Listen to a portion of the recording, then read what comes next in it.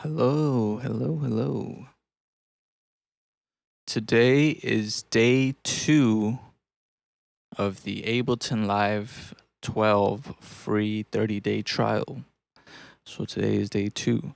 I'm going to try my best to make a stream every single day for the next 30 days of this trial using Ableton Live because I want to kind of log my progress on how I'm doing. So yeah. What up, Lore? Good to see you in the chat. So yeah, this is day 2. Yesterday, the stream was about like 7 hours long. Today, I don't think it will be that long, but we'll see. I really got into it. Like at first, it started off a little slow, right? Because I'm learning everything. I'm trying to get used to everything. So it was a little bit of a challenge, but towards the end, I was getting the hang of it, so everything was like going more smoothly. So then today, I feel like it's gonna be even better to work in here. Hey, what up, Quambient? No, I didn't quit FL Studio. I'm just trying out Ableton. So I downloaded the 30-day free trial just to kind of try it out. And honestly, it's really amazing. It's really amazing. It's really powerful because of the amount of modulation that you can do to everything and how versatile and how smooth the interface is as far as like workflow goes. Like everything is connected so seamlessly and can be done so quickly compared to FL Studio. In FL Studio, things take a little longer to do. Like I have to open up different like windows and have to switch between different things and connect different things and it's just a little more tedious and time consuming. And with Ableton, everything's a lot faster to do when it comes to modulation. Like if I want to modulate a parameter with an LFO or with an envelope or with some like randomization tool, it's a lot faster to do. So it just feels more organized than FL Studio and more like up to date, I guess. FL Studio feels a little more like old school, like it needs to be updated more in a more modern way. I don't know if that makes sense. In FL Studio, you can do that too. You can also select the key and stay in key. I know that they recently put that in there. But no, Ableton's amazing. It's amazing. That's why I wanted to try it out because I'm like, I know it's a great software. Like when I was learning FL Studio, I would watch a bunch of tutorials, on mixing, mastering, music production, and there wasn't much on FL Studio with the genre of music that I like to make, which is like techno stuff.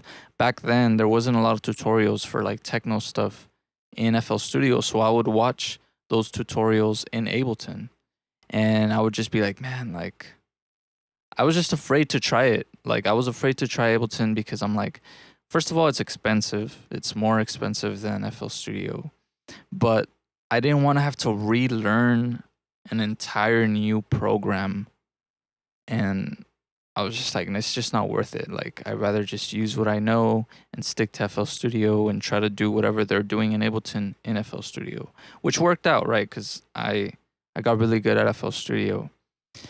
But I think now that like I am really good at FL Studio, using Ableton isn't so intimidating or so hard for me to learn because it's all essentially the same thing, right? Like the compressors, EQs, the effects, the layout, like all the wording, everything's like I know what it means because I'm familiar with FL Studio, and so I became familiar with music production and different things about it. So it's not so hard to pick up.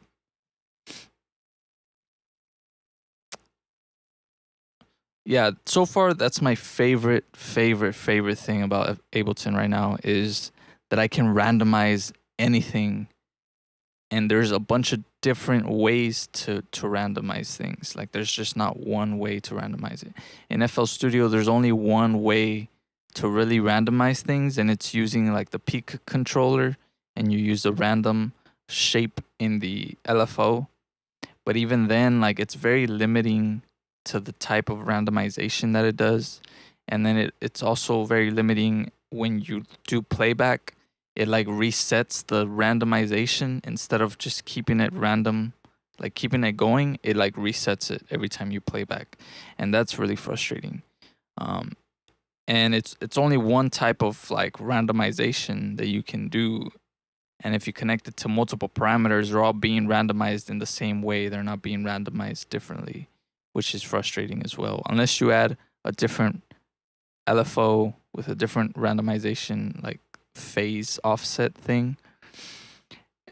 It's so much more complicated to do in FL Studio than it is in Ableton. Ableton is just really fast and seamless when it comes to modulation.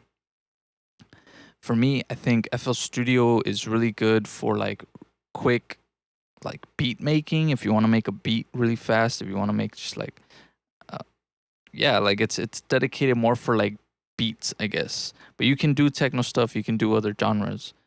But I feel like what they really are for mostly is for like beats, like hip hop beats, trap beats, stuff like that.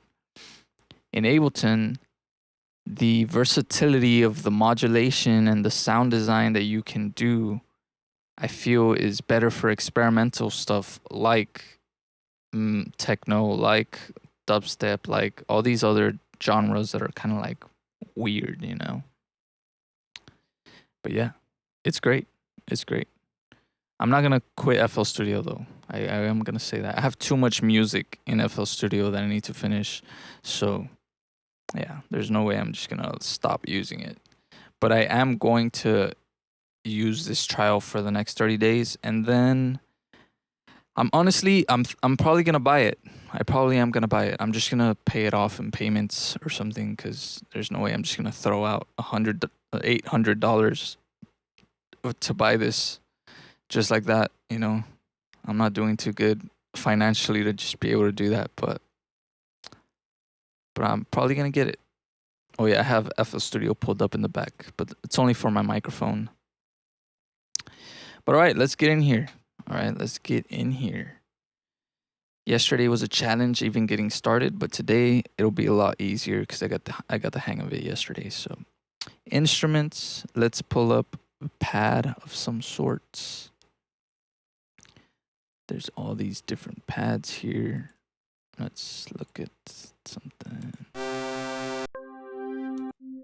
And this is what's really cool too. Like it gives you a sample of what the preset is, which is really nice.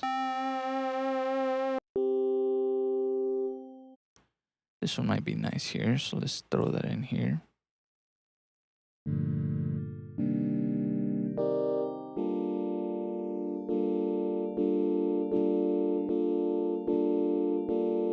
We got the little metronome here.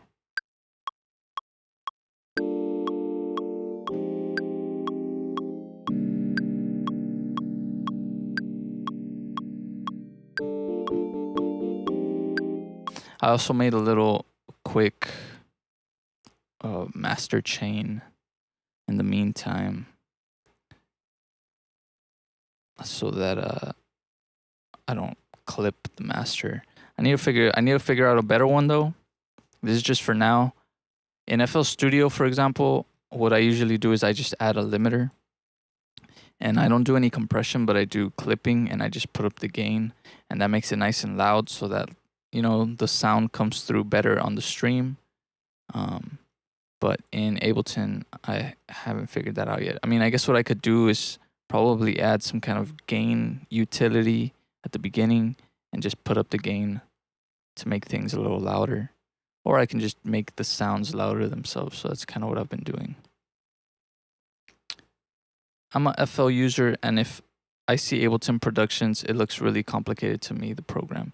Yeah, it looks intimidating. It looks intimidating, but it's really, it just takes maybe, I think for me, yesterday I got like most of it down. Like I look at it now and I don't feel so intimidated. I'm like, okay, I know what things do, right?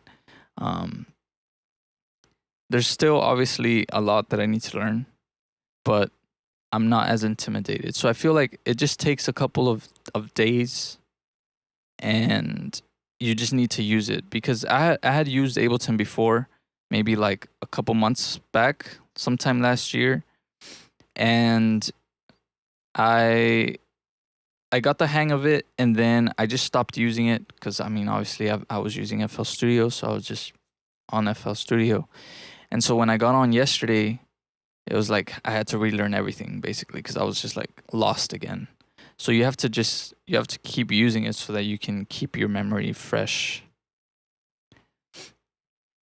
But yeah, it's not too bad to learn.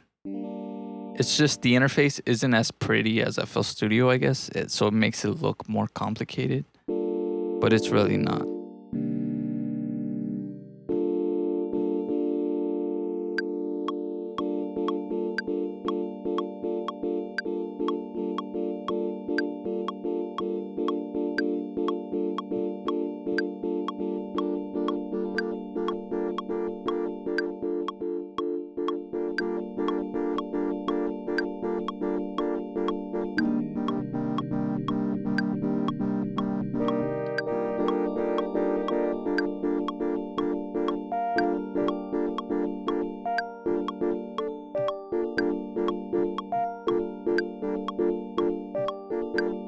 Let me record that in there.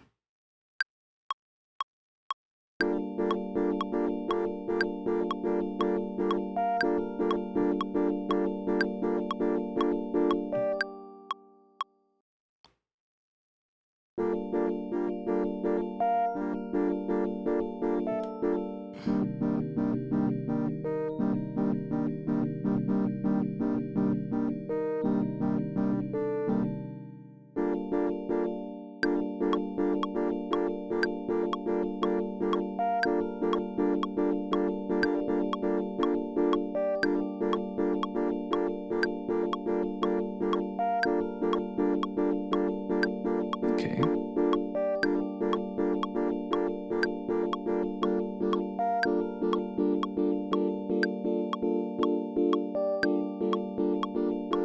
So for example, here, like if I want to modulate this, there's like different modulators here that I can use, like LFOs, shapers, envelopes. So I just get this LFO, load it up, put map it to this level, for example. Put it on remote so that I can control the amount that it's moving through, and put this on random.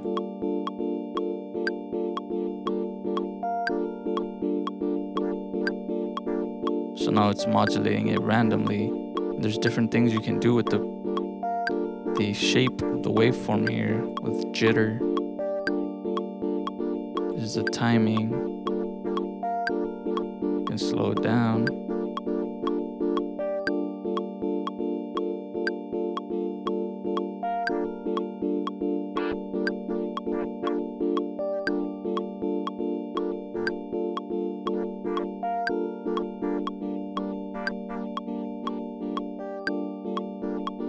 The only thing, there is a list here where you can map a bunch of things to it.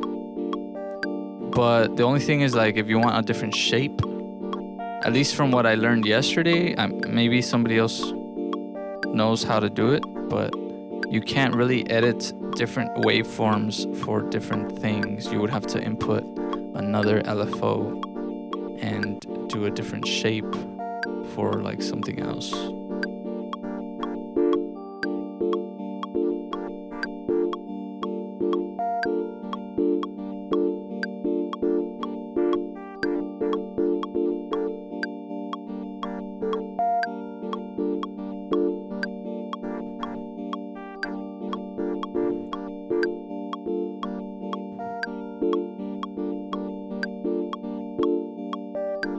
I can do like an echo. delay.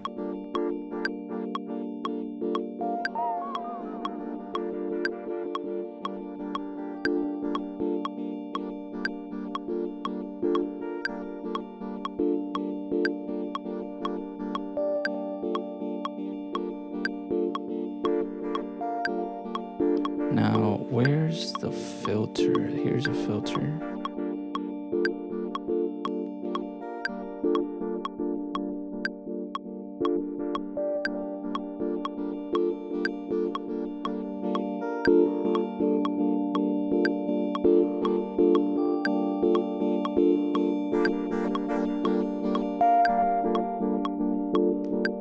So now if I want to modulate that, I can do that probably using this too. If I go in here, map.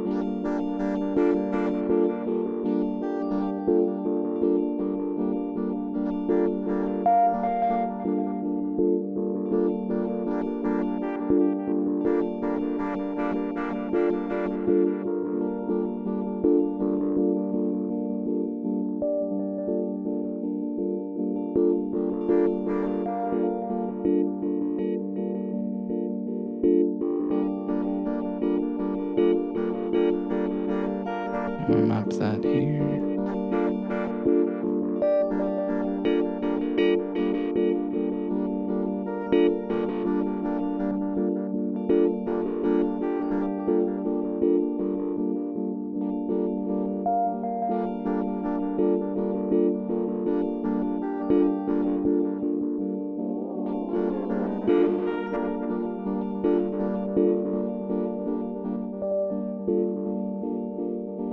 Okay, so we got the first sound.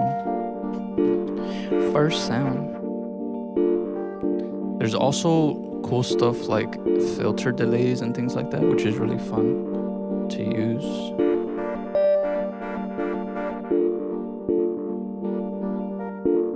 Instruments. Let's look for a different pad sound.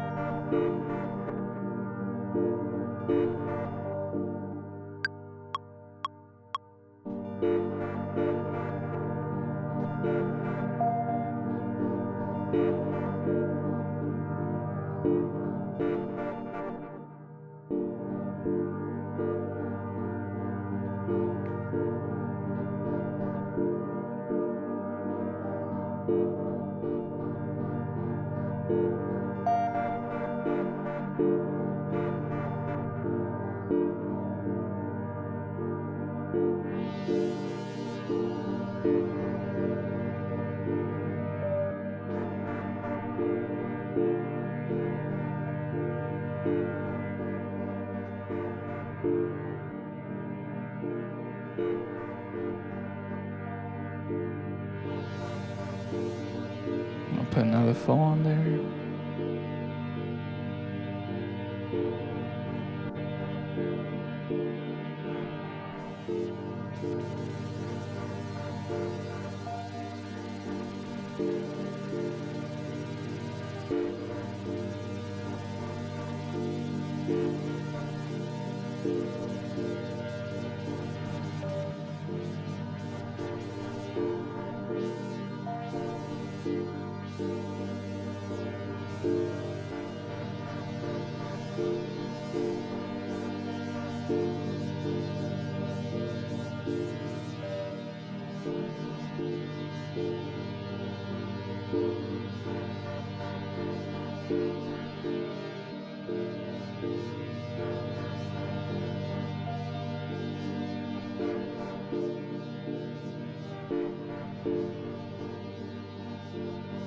Let's get a kick going in there.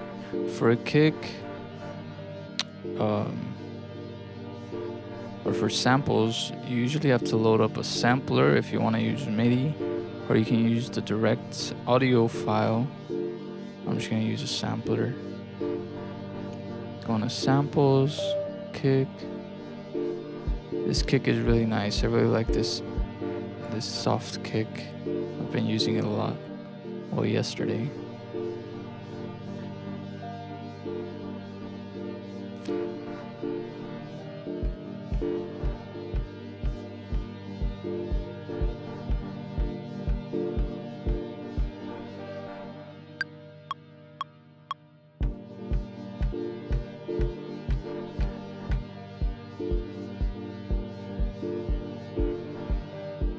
I can quantize this over in the transform section.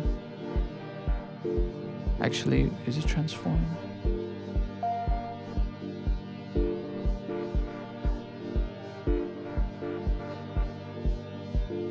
Quantize.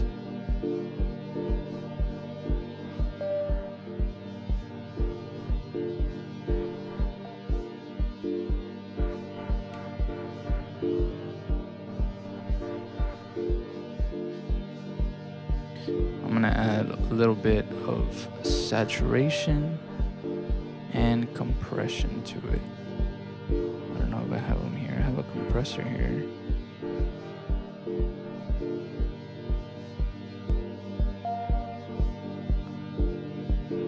Let's get a saturator.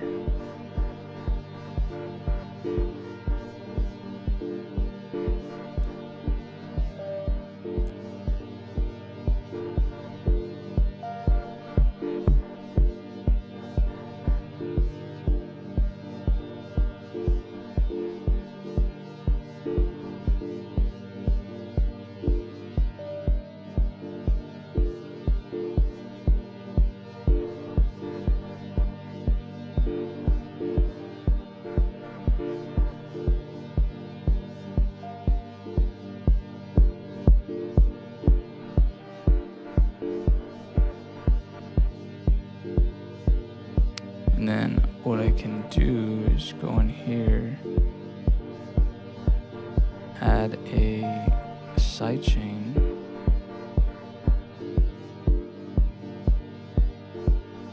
from the kick,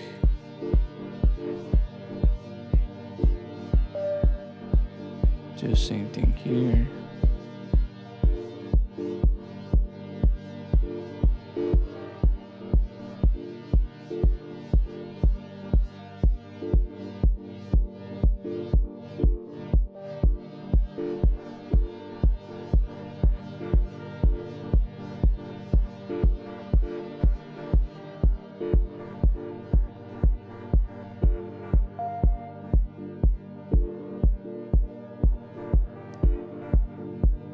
I'm gonna switch this out for an echo delay.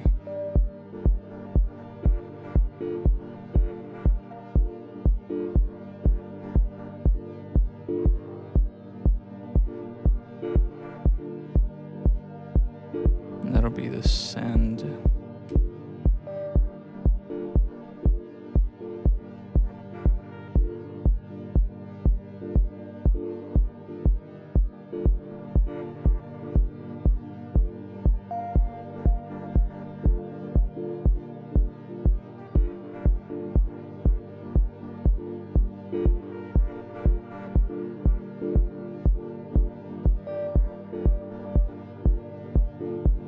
That's so weird. I wonder why my CPU is so high already, and I just have these 3 sounds. Yesterday it was doing pretty good, but today I feel like CPU is a little higher than usual.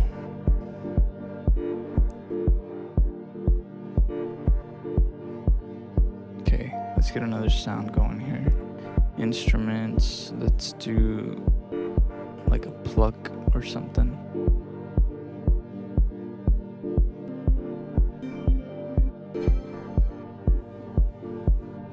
Let's try that.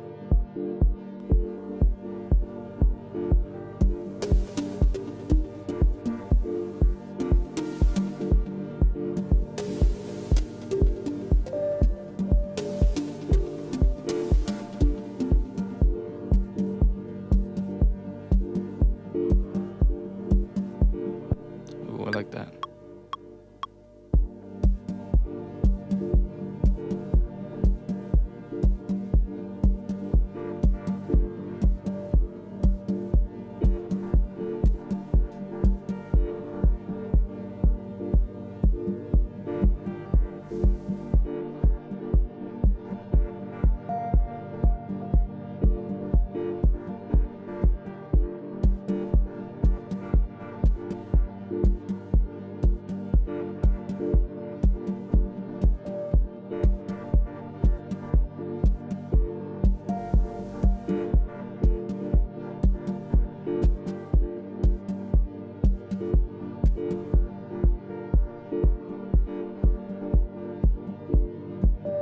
Then I'm gonna add a corpus, I believe it's called.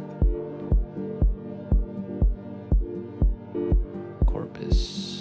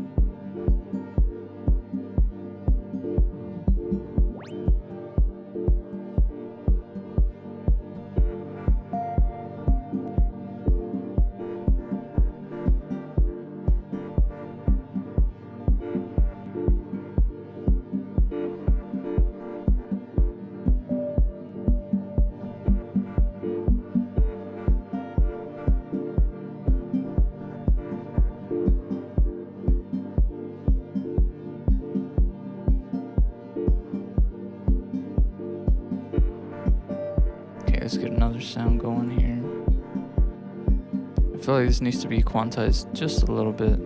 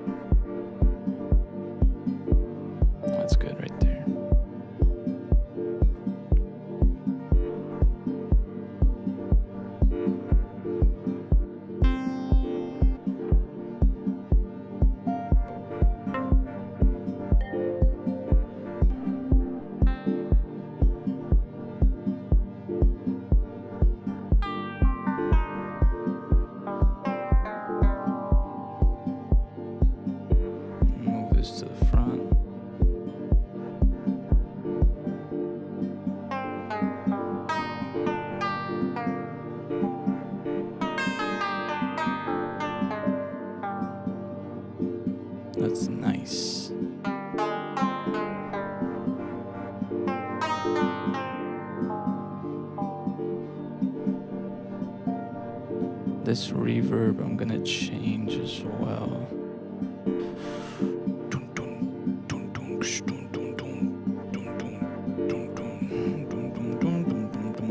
Put it 100% wet.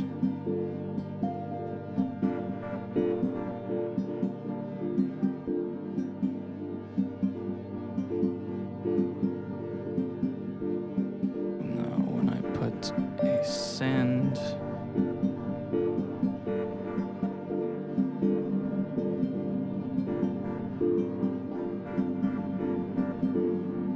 let me solo the reverb.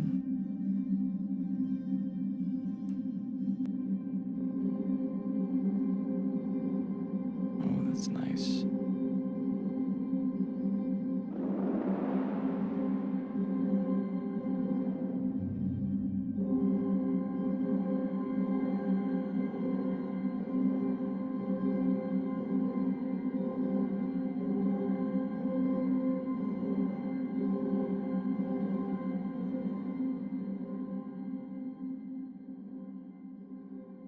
I'm gonna add an EQ in front of that. Or does this have a... Oh, it has the EQ right there. Beautiful. That's beautiful.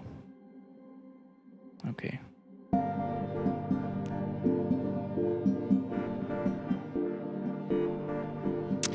What's also really nice about Ableton is that if you have MIDI controls, it automatically maps them to Ableton. So I've had this MIDI mix, a Kai MIDI mix, forever, and I don't really use it in FL Studio very much, except for when I want to record automation sometimes and things like that.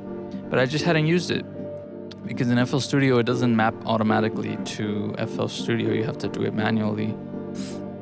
But here it does it automatically, so all these faders are already mapped out to like all the things that are on the screen. So like here, when it's in order 1, 2, 3, 4, 5, it's in order here on my MIDI mix control. So if I move the faders here, it moves them on the screen. If I move the knobs, it's mapped to these 3 knobs, but I can also remap them to something else if I want, which is really nice. You know, it's convenient. It's like, okay, I don't feel like I bought this thing for nothing now. And what's gonna be really cool is like once I really get the hang of this program and I learn how to do like actual live performances, this is gonna really come in handy along with like my Kai MIDI mix control, which has like knobs on it too. And then I have a Novation Launchpad, which is gonna be great for like launching these clips so that I can perform like like my tracks live, which is really the main inspiration for me wanting to use Ableton. Is like, because with FL Studio, there's no way you're gonna perform live, bro. Like, it's so clunky and it's just, like, it's doable in performance mode, but there's a lot of things that they need to work on still. And Ableton Live is made for live performance. And just from trying it out yesterday, I can see how that can be done. And it's amazing. So that gets me excited. That's what I'm excited about, is just performing live. And then not just that, but arrangement is so much easier because you can perform your song and record it as an arrangement. So you don't have to lay out all your tracks manually. You just perform them and you just hit record, perform it, and it'll lay out the entire arrangement in the arrangement view. And I've been watching videos, and there's people that use session view and there's people that don't even use session view. They just use arrangement view and they just make their track here. But for me, for the type of stuff that I do, especially when it comes to techno and stuff like that, I feel like this is so important to learn to use, because yeah, you perform your track, you know, you're performing it, you can play things live, you can modulate things, and it's all gonna get recorded into the arrangement view here. And then you have your full track, just like that, really fast. And I think that's one of the reasons that it takes me so long to finish music in FL Studio, because sometimes I'm just like, man, I wish I could just perform the track, lay it out, and then go in there and add the little details later, right? And that's what I'm gonna be able to do in here is like I can perform the track, it'll arrange it for me through the performance, and then I can go in here and start moving little things to really dial it in. So I feel like it's a lot faster to make music in Ableton. That's what I've been feeling.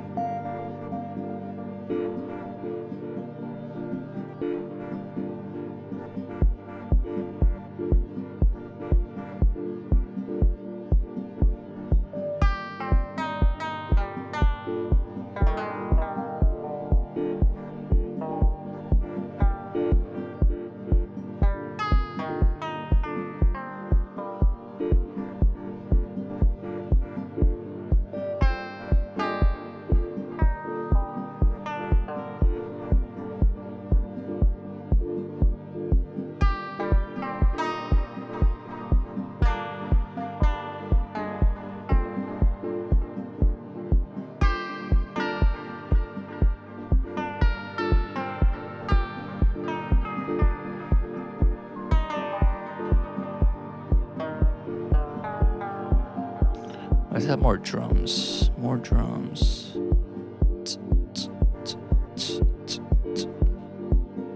What's really cool, another really cool thing that I've been learning is shakers and grooves, like different groove pools that you can use to add grooves to your loops is amazing too. It's really, really nice. Let me see here. Let me get just a hat sample to, and it's cool too because like the stock samples are really nice.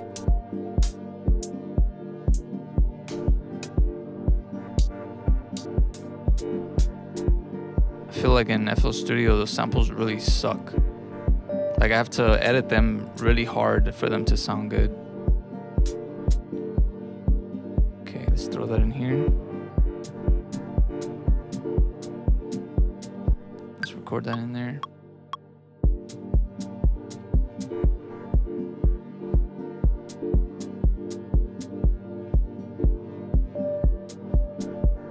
I just gotta get the length down.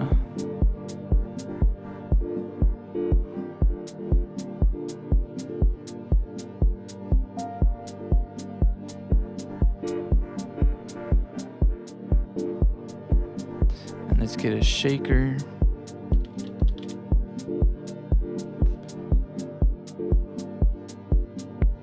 These are grooves.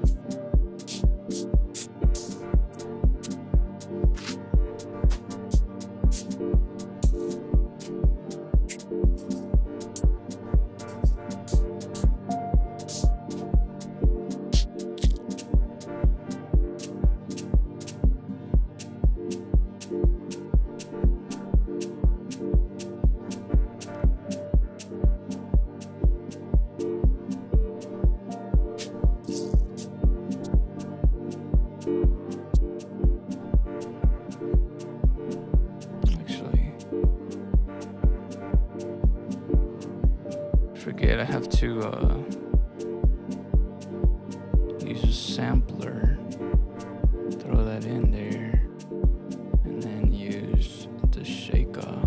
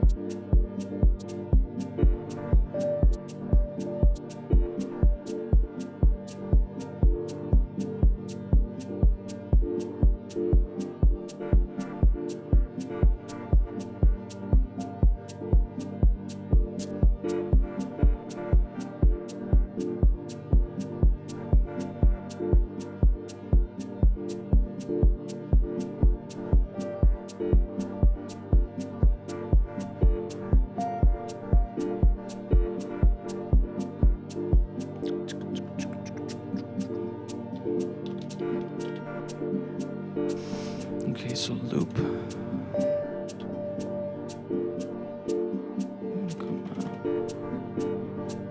I wish I could just do loops.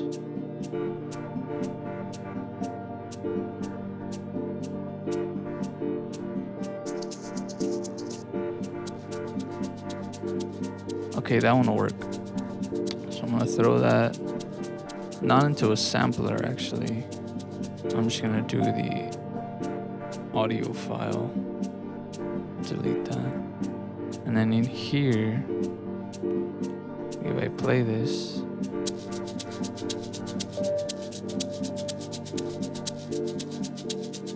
there's different warp modes.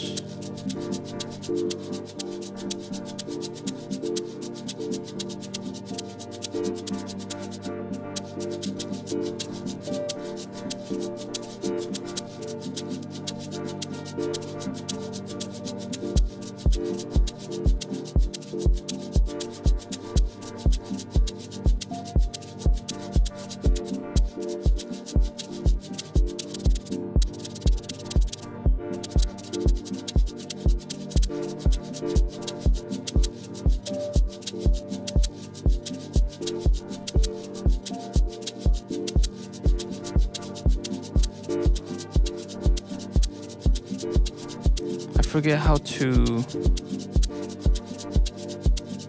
make it like be a little more seamless.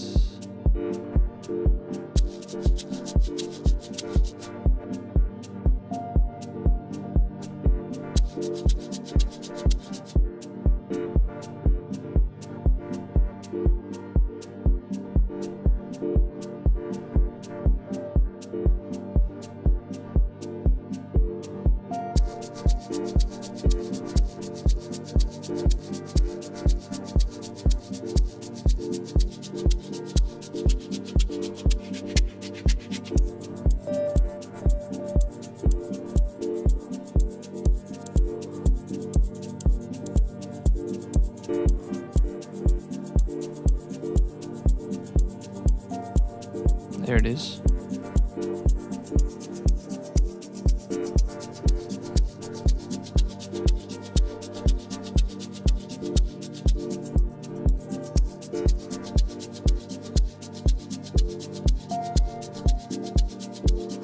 Now there's the, where is it? There's the groove right here. So then I go into groove pools, for example.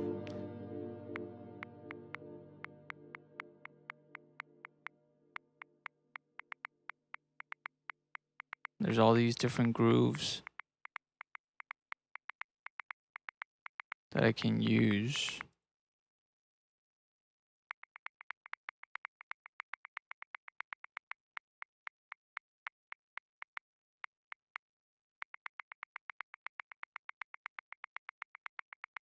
So I can just drag that into the groove section.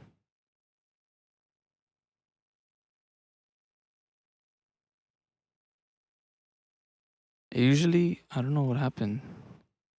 Oh, it's right here, groove.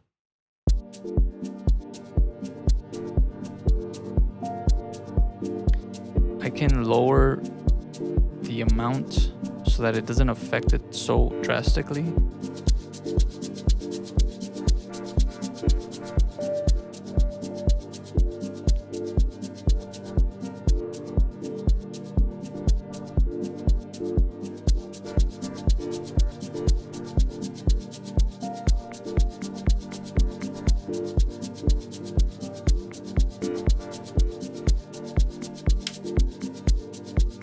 It's cool that I can add multiple grooves too, which is crazy.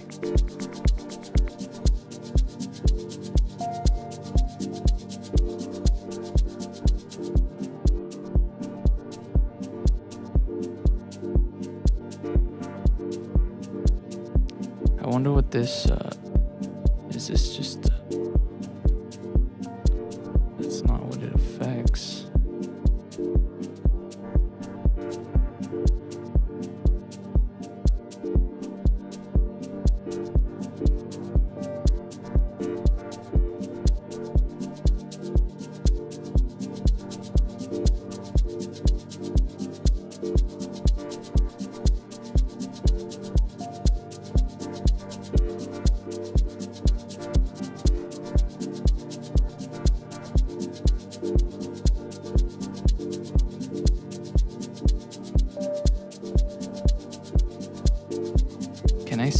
this over.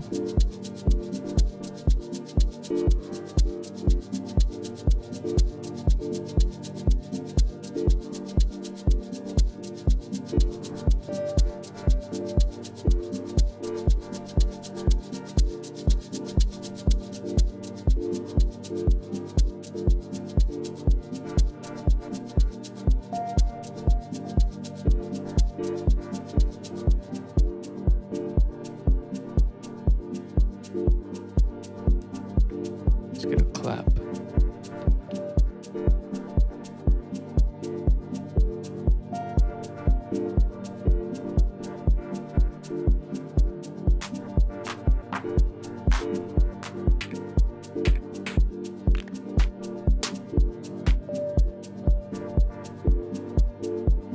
Oh, this is gonna need a sampler.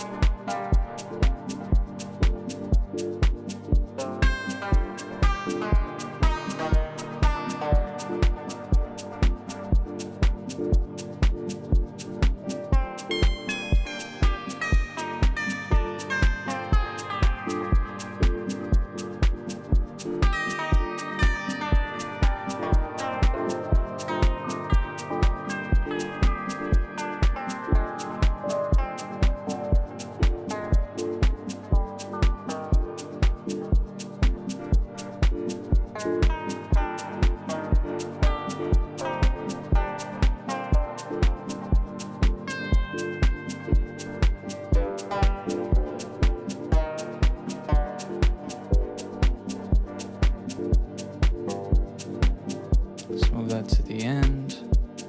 I'm gonna insert another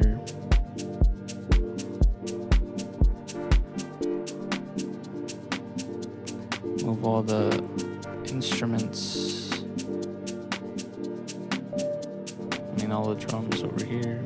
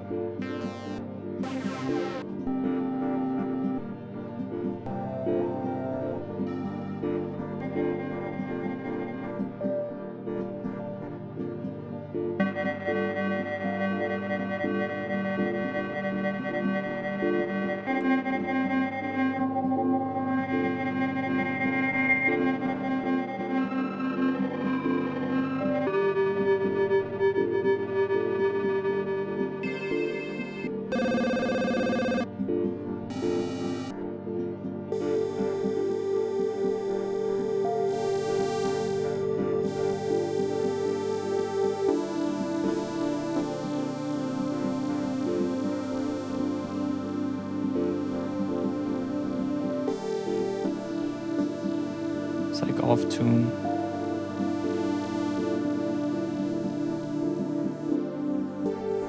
What up, little rhubarb?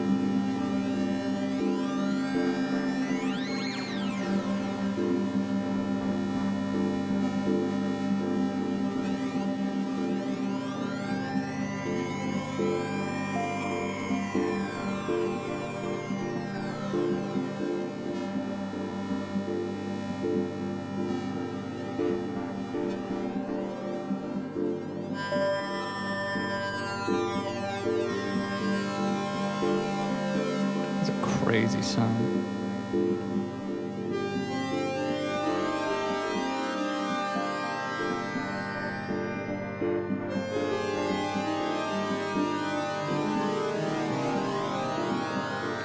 Hell yeah, I'm having fun with Ableton. It's very nice.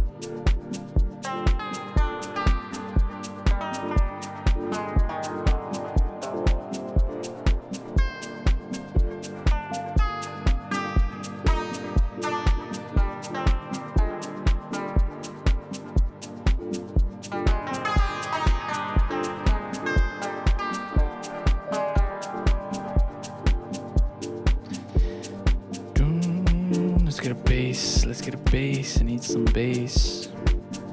I really like the bass. Where is it? Muted.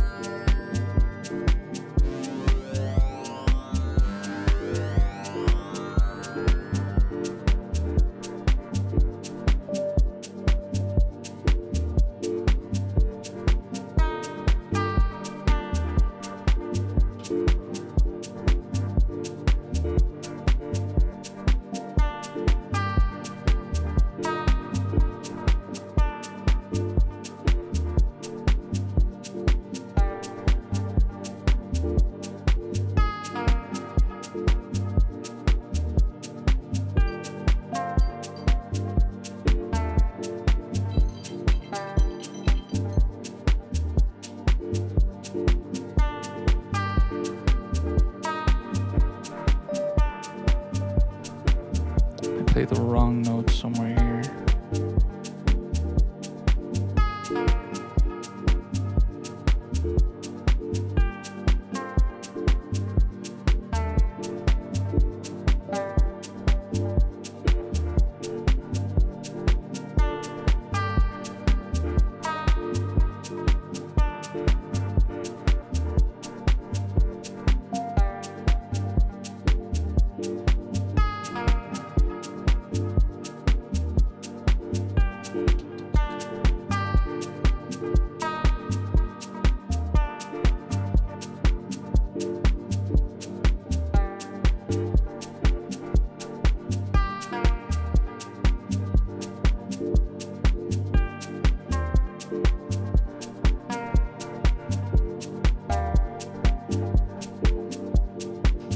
Add some effects to that.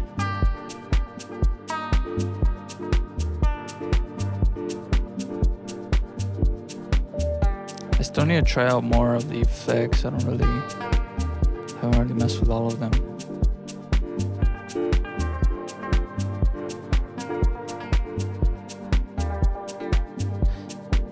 Another really cool thing that I really have been liking about Ableton, especially because I'm barely like learning it, is that there's a little box here that tells you what everything does. So when you hover over something, it'll tell you what it does. I think that's amazing. I think every DAW should have that. FL Studio kind of has that. Not really though, not this detailed. In FL Studio, if you hover over something on the top left, it'll tell you what it's called and like the values, but it doesn't explain to you what it is in such detail, which is nice. Like this coarse, the relationship between oscillator frequency and note pitch is defined by the coarse and fine parameters. Coarse sets the ratio in whole numbers, creating a harmonic relationship. That's awesome. Everything. Like that's how I've been getting the hang of it so quick, is because I don't have to go on YouTube and look things up. Unless it's very specific things, but like if I'm like, I wonder what this does, I'll just read it and it's like, oh, okay, I know what that does. And then same thing for anything else, which is really nice. Like, for example, all these buttons, I was like, what do all these buttons do? And then so I would like hover over them and I was like, okay, this is a CPU meter, this is sample rate. These are the mappings. Like if I want to map my MIDI control, I just click whatever I want to control with my MIDI control and it'll map it to my control. I just have to move the knob. And then there's key control, which is like I can map anything on my keyboard, like my computer keyboard, to control things as well, which is super cool too. It just blows my mind, bro. I'm glad that I'm trying it out. I'm more than likely gonna buy it. I really am. Because I want to perform live. That's my goal, you know. That's always what held me back from doing it in FL Studio, was like, bro, I can't even perform my tracks.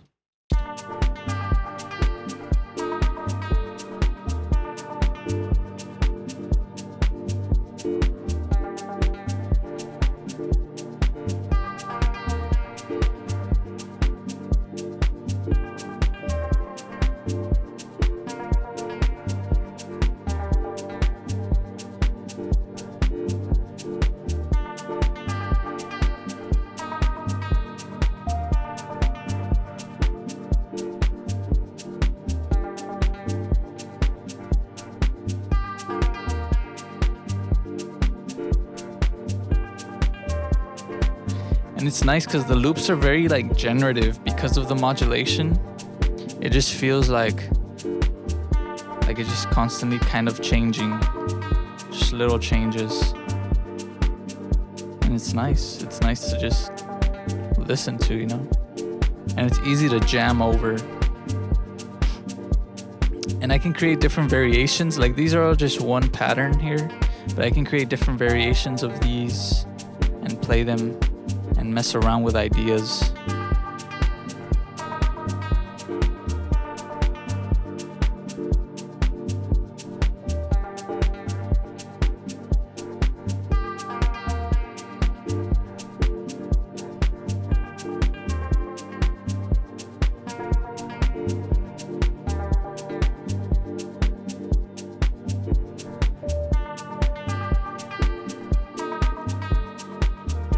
See, like this auto filter, I'm not sure how it works.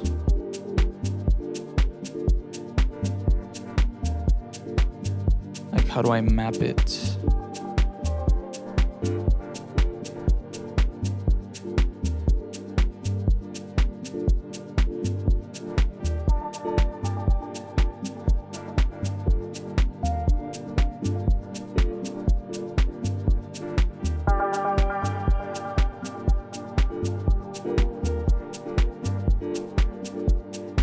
Yeah, how do I map it to it?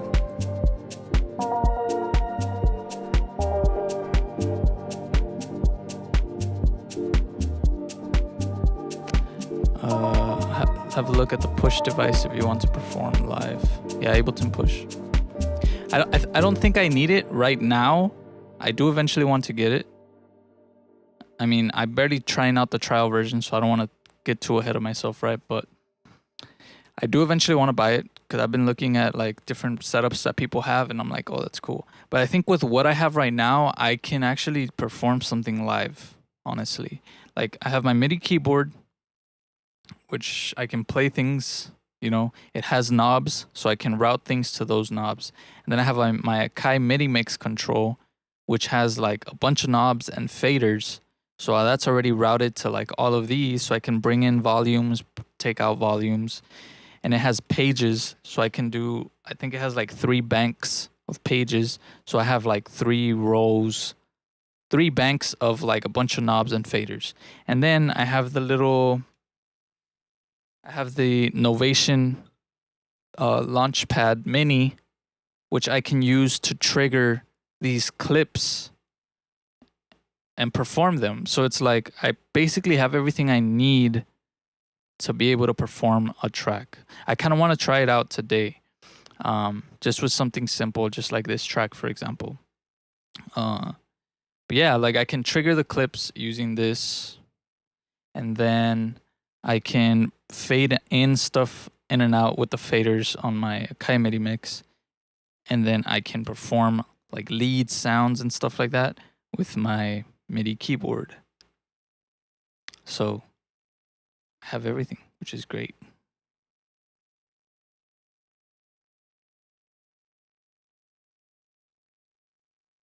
But yeah, I'm excited. That's my favorite part, is just like just getting to perform stuff.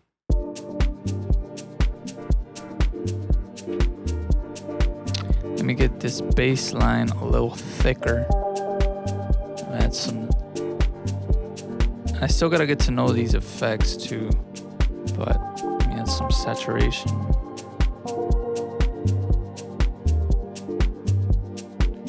And then do a side chain.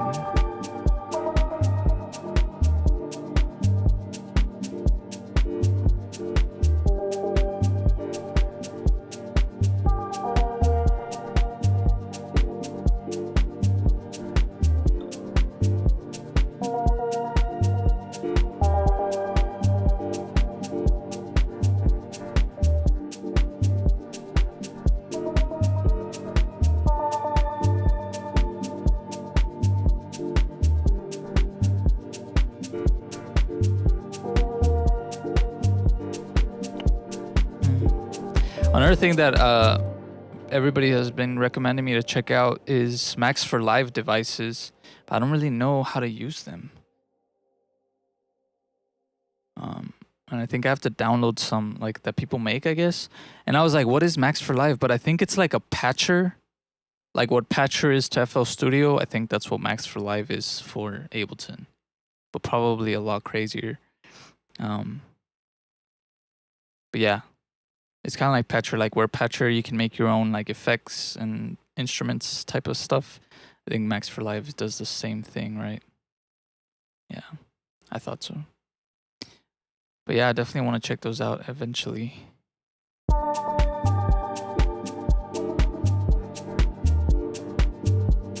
I'm trying to figure out this filter though, this auto filter. How do I get it to move? Because there's an LFO.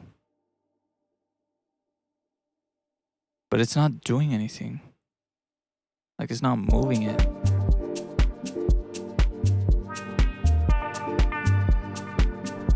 Or is it just not visually moving it?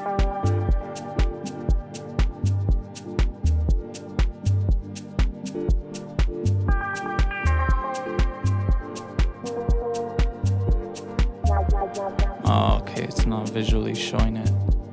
I thought it would move.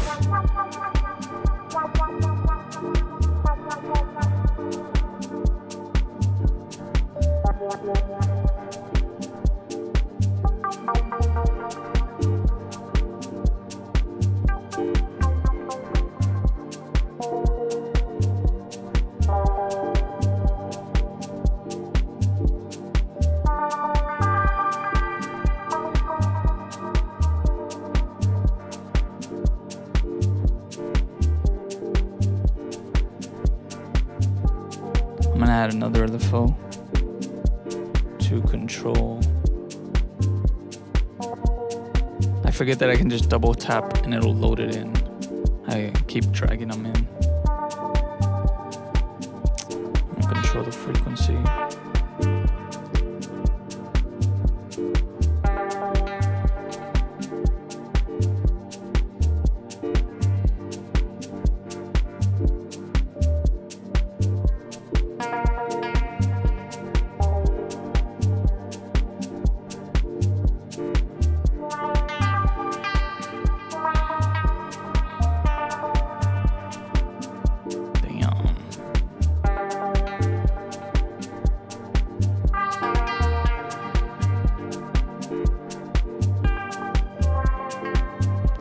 Oh, that's what that does. So this kind of makes, it changes the shape between these shapes, I guess. What do I put at 100?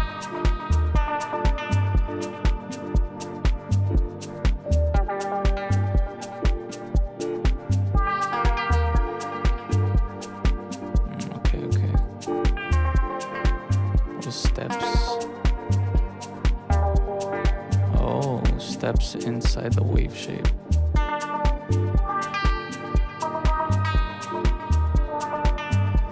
Damn.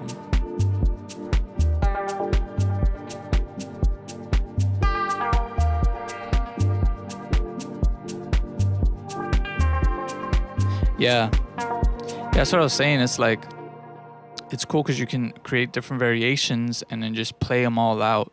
And then you can just record the arrangement. You don't even have to do it manually. You can just record. You hit record. You just play your track idea. And then it'll just record it. And then you can go in there and really change things up and get real detailed after that.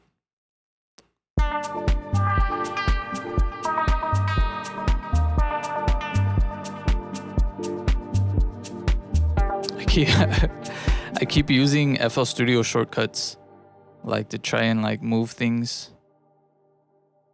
but it's like it doesn't work that way, bro. Okay, so this is like, I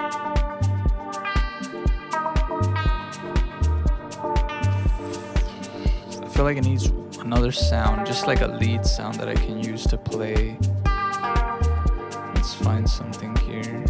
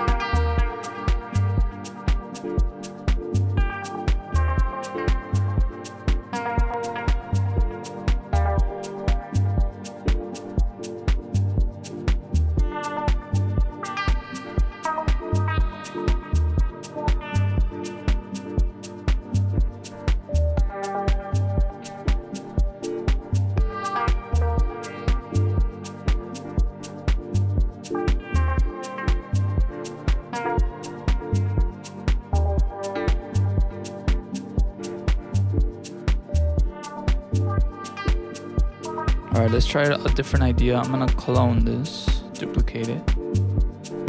And then in this second one, I'm gonna create a different pattern of kicks.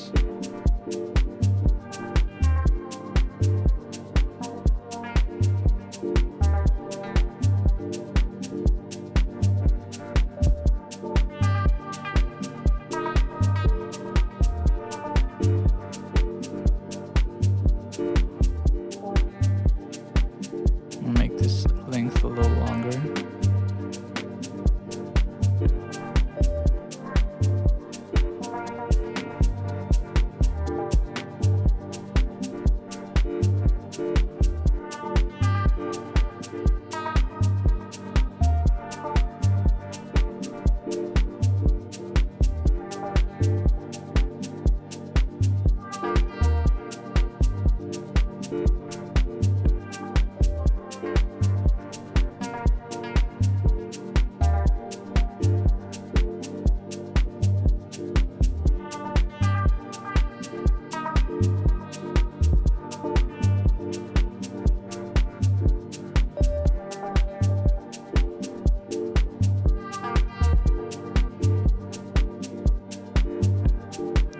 Okay, so that's the second kick.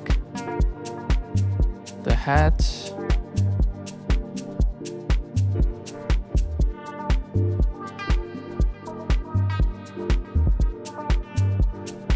Okay, that's good, that's fine. The clap can be different, like it'd be also nice to add clips that are like effects. So like just claps that like, and then just kind of bring those in every once in a while.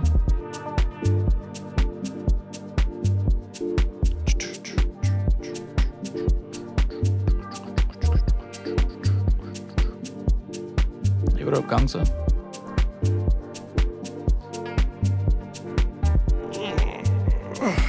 Okay. These bells.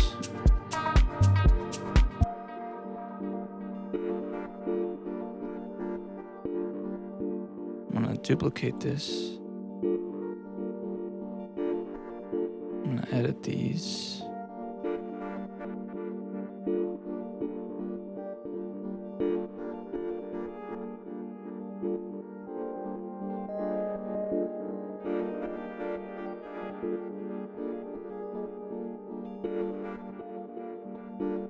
See, that's annoying.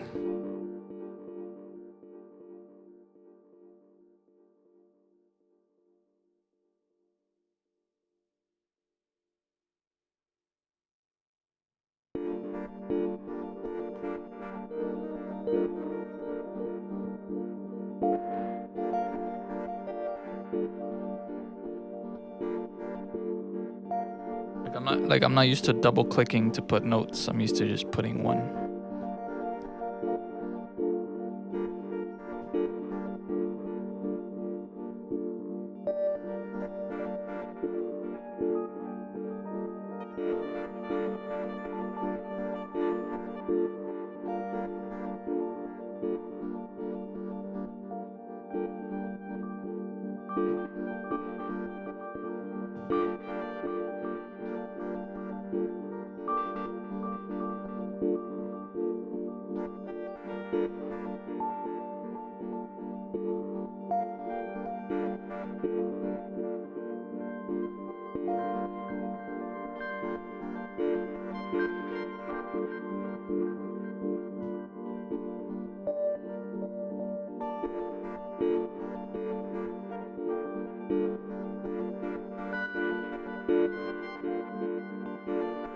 That's another thing. I can't freaking see the notes.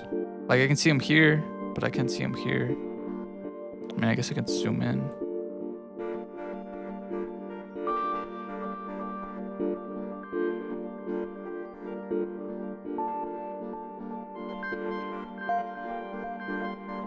But it's so thin.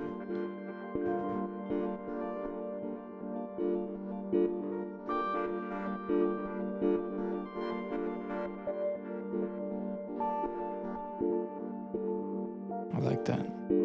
Okay. Okay, we can duplicate this and change this up too.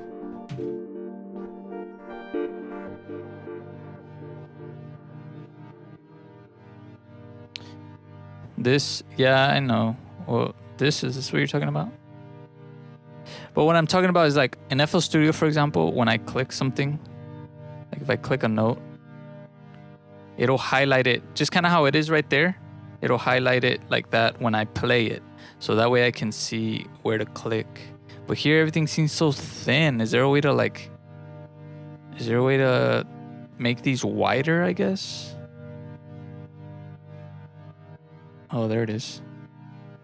Okay, I got it.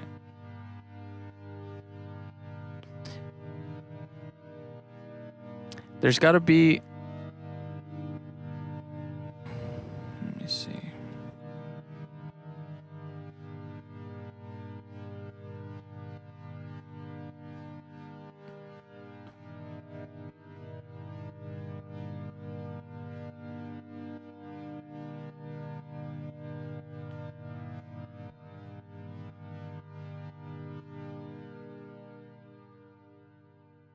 Okay, what's going on?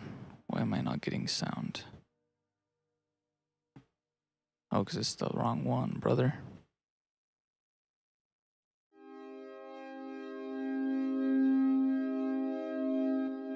See, like when I click here, it highlights it here, but it would be cool if it highlighted the whole row. That way I know where to click it in. I wonder if there's a setting for that.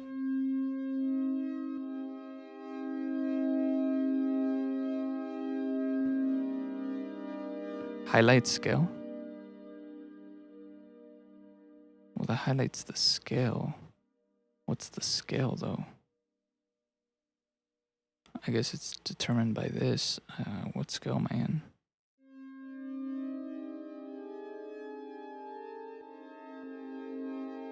I think I'm either C minor or G minor. That's always what I use.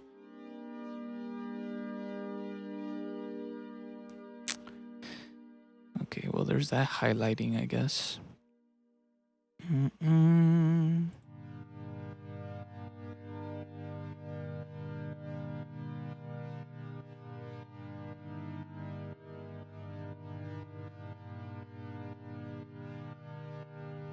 Scales on the left. Oh, right here. Oh, okay, got it. Yeah, it's also up here, but I don't know if this controls something else. Current scale. And this is what? Root note. Root scale. Okay. Let's change this up to...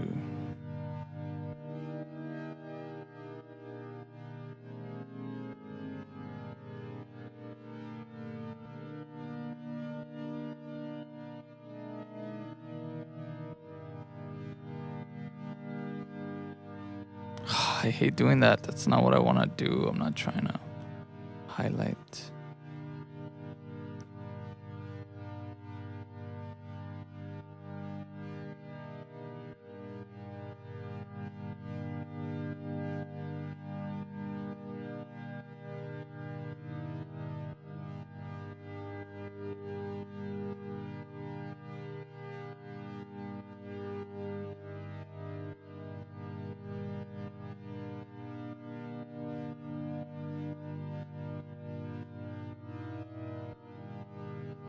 Well, I guess it tells you here too, the note.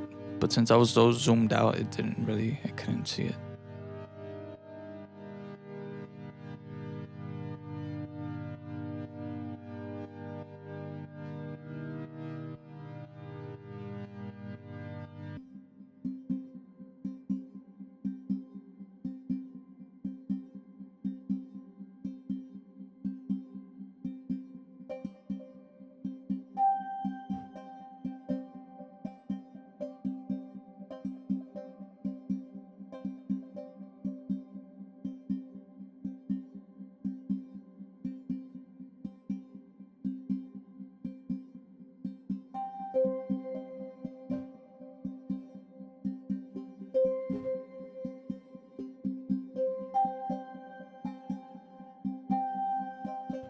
Let's play everything.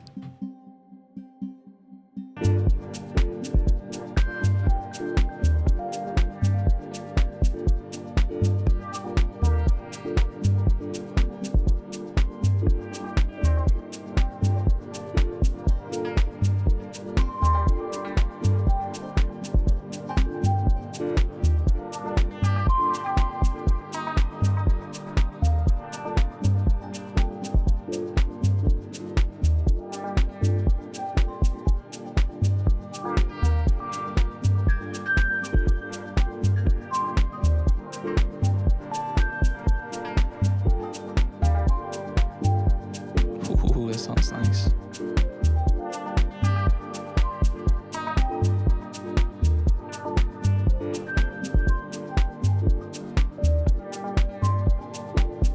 Now, if I record, well, I guess I should try it first before I ask. If it's gonna like erase this or if it'll overdub it.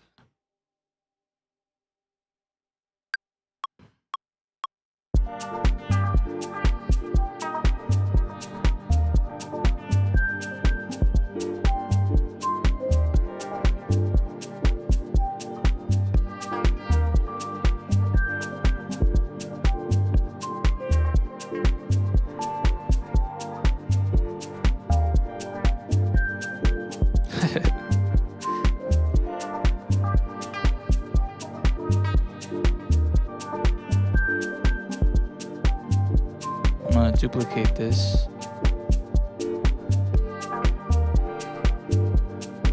I'm gonna delete all these. I'm gonna record in something.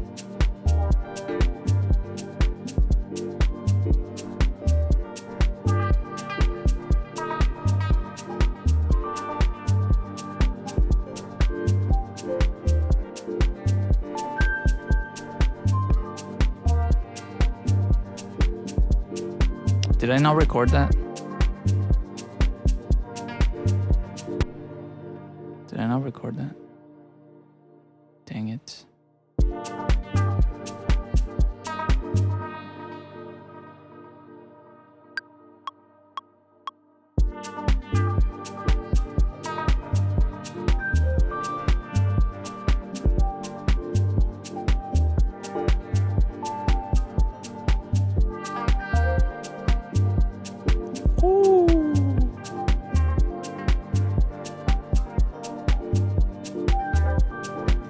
That's beautiful.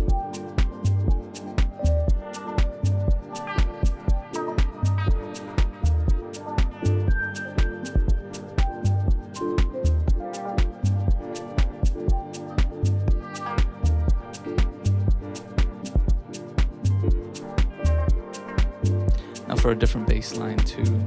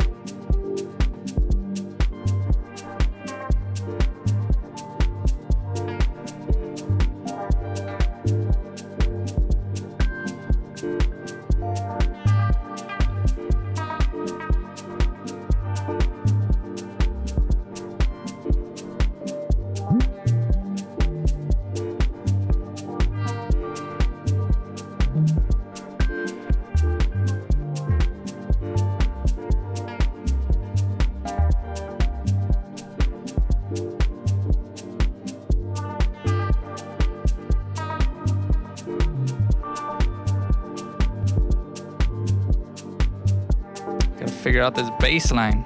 I could also use a different bass too. Let's stay with this one.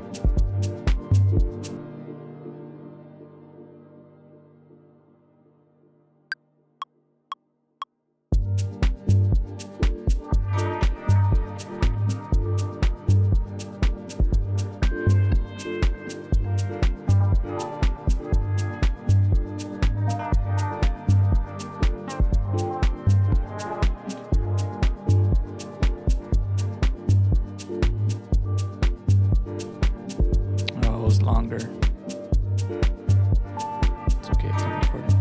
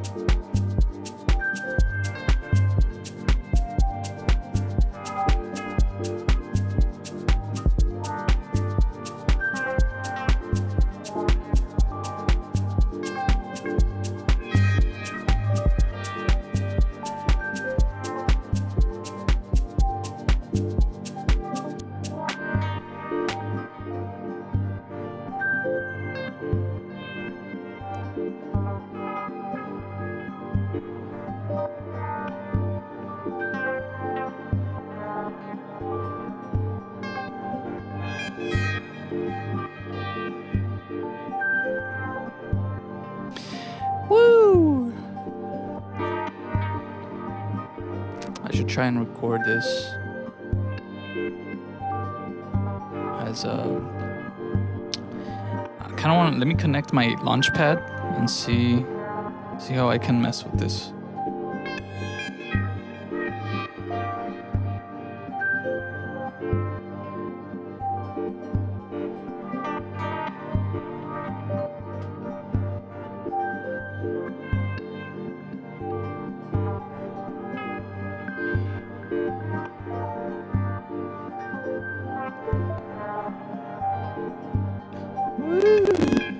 Shit, what's going on?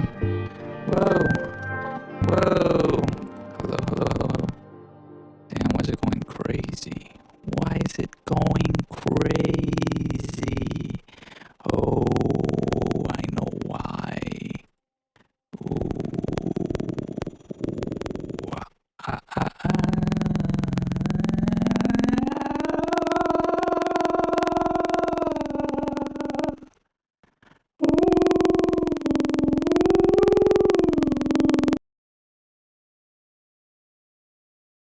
Oh, okay, there you go.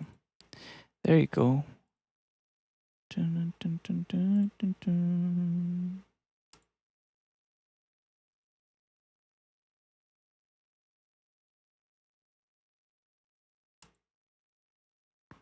Hello, hello, hello, hello. Hello, hello, hello, hello.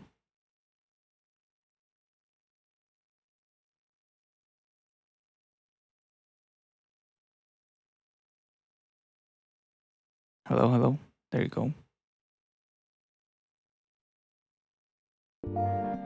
Okay, there you go. All right. Now the launch pad should be available in my MIDI. It's not showing up. Let me try connecting it again.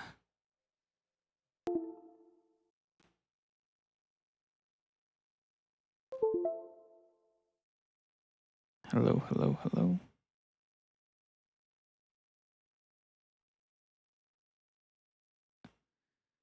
Maybe it's because I have too many things connected. I don't know. Let's see.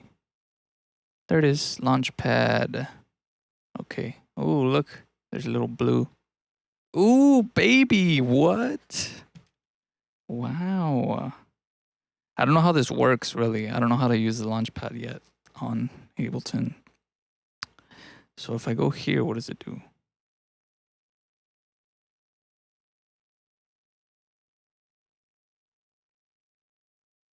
Oh, it's selecting certain groups.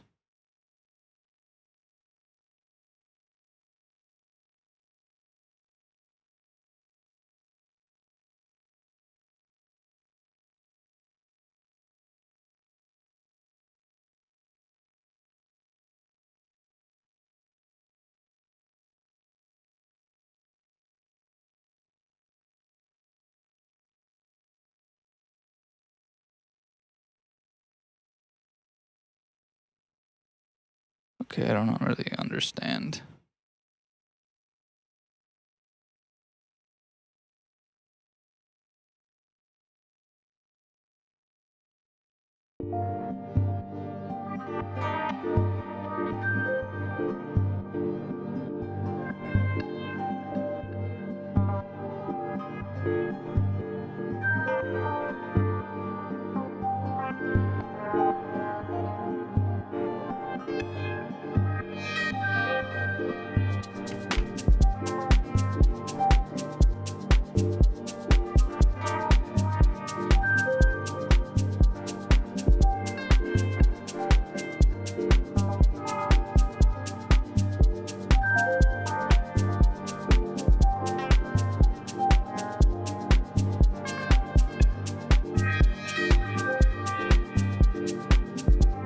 Okay, so this moves it up and down.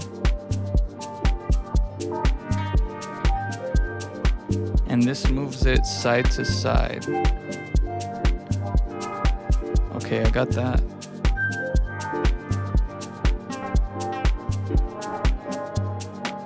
I can stop it like that. I can stop all these. I'm limited to 8 of them, but I think I can move them over by using this. Oh, okay, so that plays a whole group. Okay, so that's the scenes. I would have to just move them over using this thing, like this. Okay, I got it.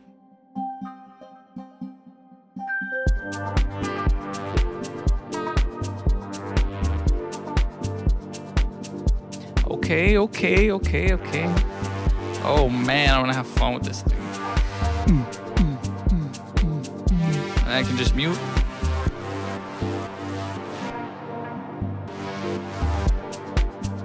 Woo!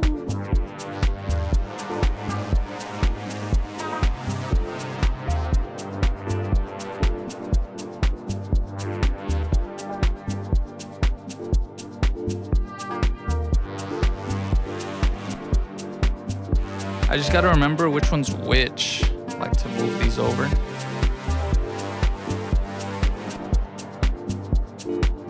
Whoa, why did it do that? I didn't want it to do that. Delete. I don't want that. I wanted it to stop. Oh, it's recording. Why is it recording? Because it's armed. Okay, okay.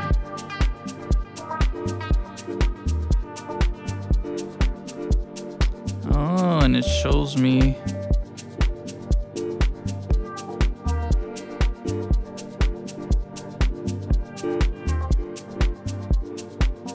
Oh, okay, okay.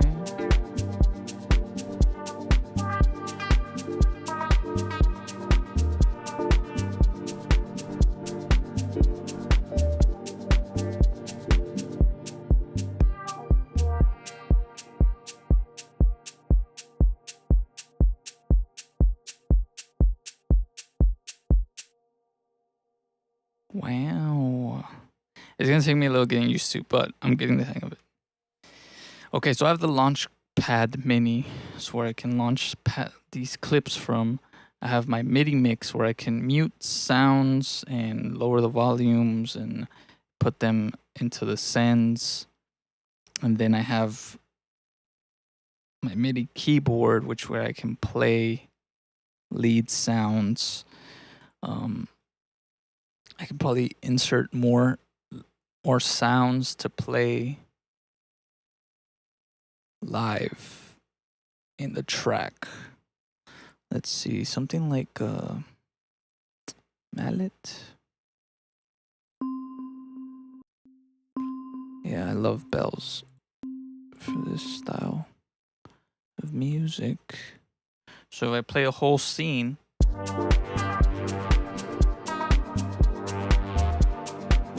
yes. Okay. Let me arrange these into scenes, right? So then this would be, what's the shortcut for rename? I think it's Control R. Yes, it is. Okay. Intro is gonna be this intro. Then we have, I'm going to take, fuck. How do I do this? I guess I can move these down for now.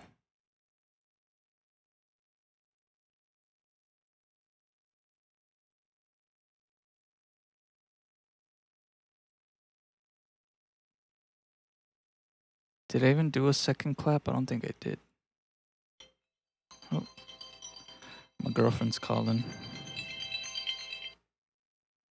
Hello? Yes, love? I just took off from Sovereign. I got my phone fixed. It's like a cricket in this call, and I went. Oh, they fixed it for me. what was wrong with it? I have no idea. Yeah, the girl just, I don't know what she did. But yeah. Well, that's nice. I know I got all these like texts and missed calls from my dad, and I was like, Jesus Christ. My dad was all worried. He's like, I can't see your location. He's like, where are you? He's like, I'm going to the beach right now. Like, oh my God. Well, how was it? It was nice, lovely. I was the only one that ended up spending the night with McCoy. So we went to the beach earlier for like a little less than 2 hours, and it was like the perfect amount of time. And we got in the water. I got a little tan, but I like sprayed myself and drenched myself in sunblock. Like, I'm not gonna get sunburned. But yeah, I'm going home, and then Jerry invited me to go over to Sam's house to watch Bridgerton at like 8:30. So I'm like, I might do that because I really want to watch it with like friends, like a watch party. But I'll see how I feel. I don't know. I was feeling tired, but then Anissa made me a matcha, and now I'm up. choked it. Yeah.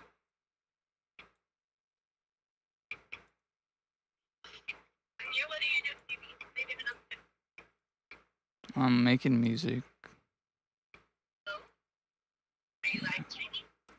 Yeah. Can they hear me? No. No? Okay. I love you. I love know you that? too. I was like, I don't think Eddie's gonna come to the beach. Nah, I woke up too late. I had woken up earlier, but I was just too tired. I was like, I'm just gonna go back to sleep. I just I'll text you when I. Oh, what? No? no nothing. No. Tell me. Wait, No nothing. baby. Why you like that? Bye. Drive safe. Tell me when you get home. I love you. You love me. I love you. How much? Too much. Okay, I love. I'll text you when I get home. I'm like 50 minutes away. Okay, baby. Bye. Bye, love.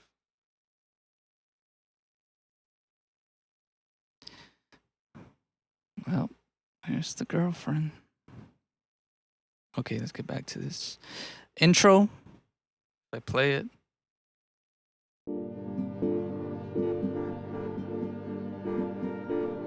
I think I'll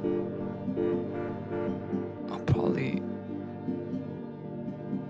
introduce these. Oh, I need to press over here.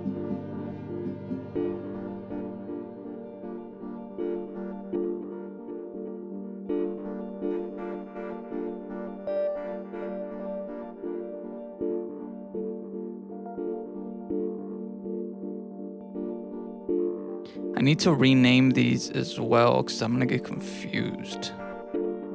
So Control R is gonna be first kick, or I call it actually basic kick, and then this is a complex kick. It's not really complex, but just so I can have the difference there. This is just the hi-hat.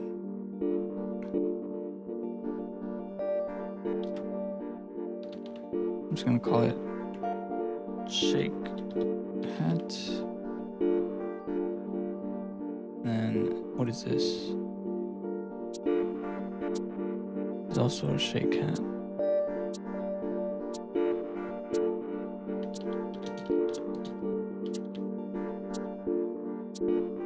This is the shaker loop. Yeah. So this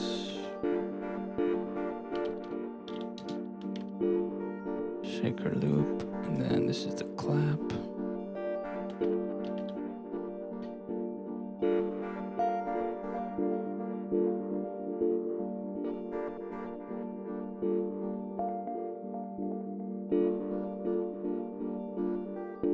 That one's the same.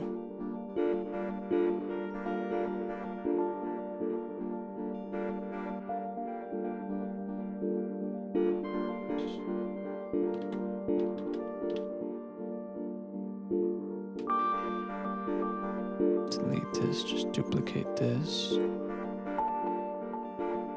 This one is chords with melody.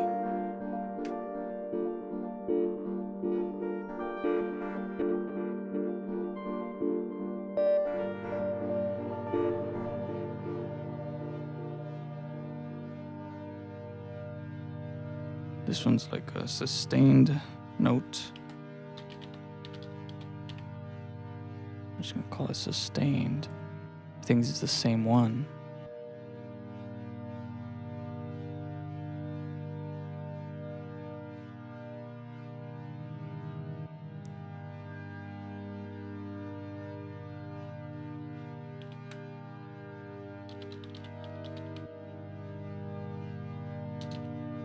Just call it sustained 2. Then we got the pluck sound.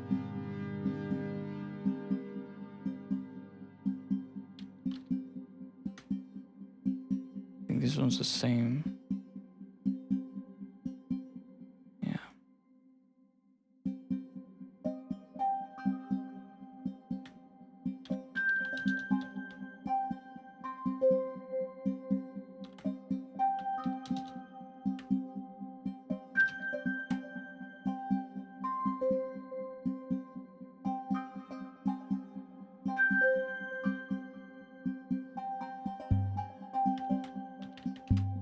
Bass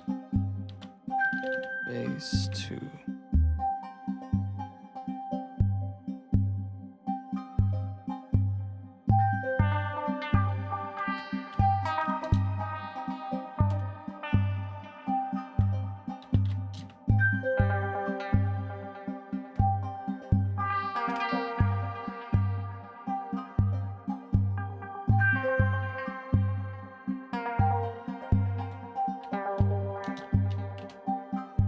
All right, so this is the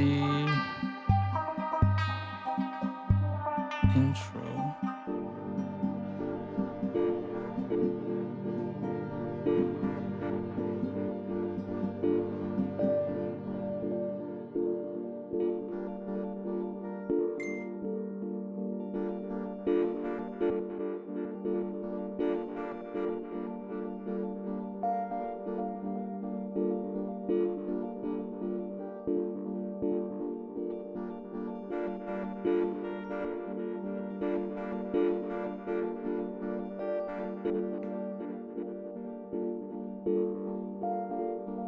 And then this is the second one.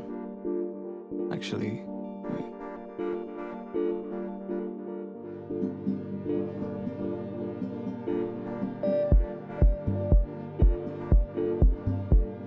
I could probably add maybe like a shaker, maybe one of these. Yeah, I'll do this one. I'll duplicate it, put it up here.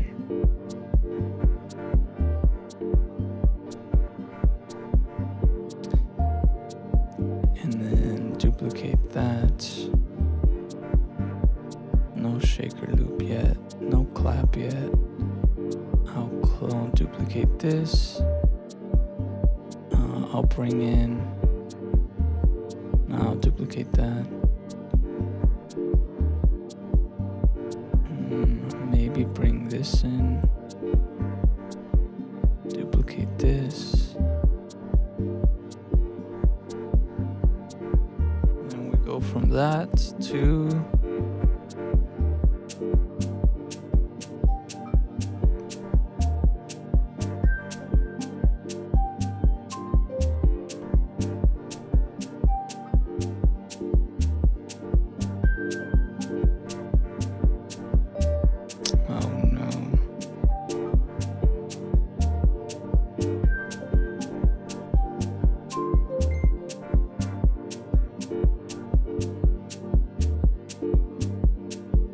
maybe the sitar.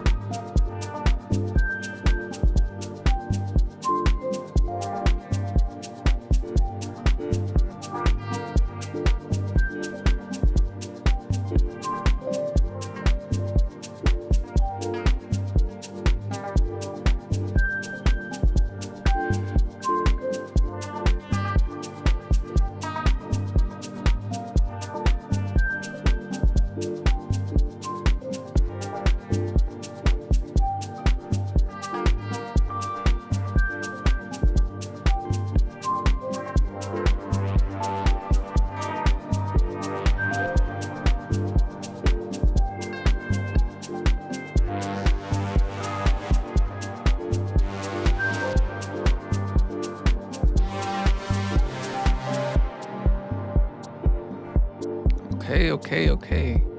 Slowly here, slowly starting here.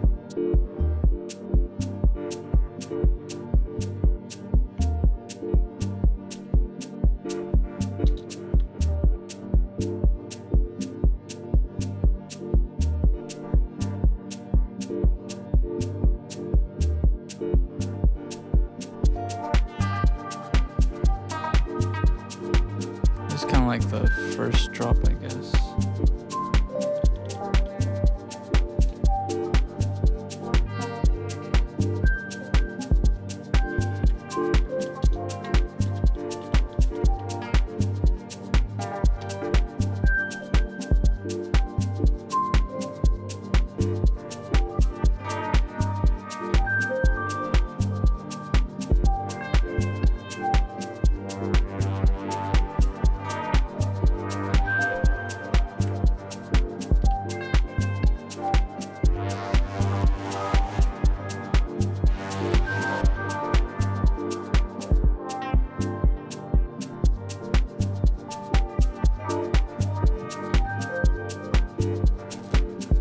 Okay.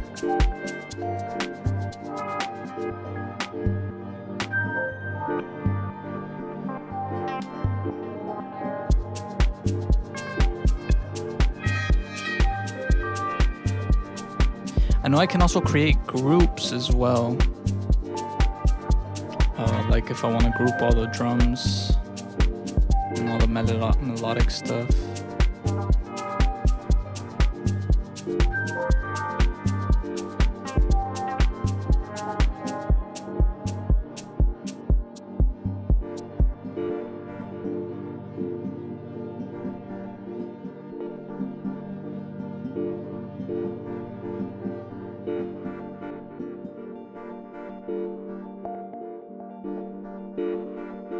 Oh, that's so nice.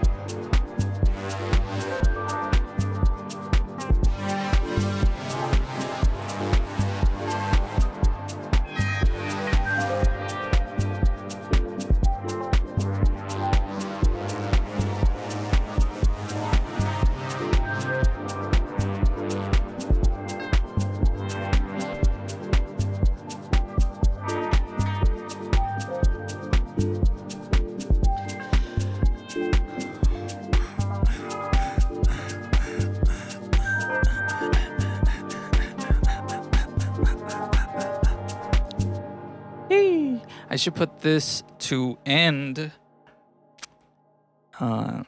Let's see, where's the launch? I should put this to end. To stop after it plays, I guess. I think all I would need to do, I don't even need to do that. I think I just need to put loop off. That way it doesn't loop, it just plays once.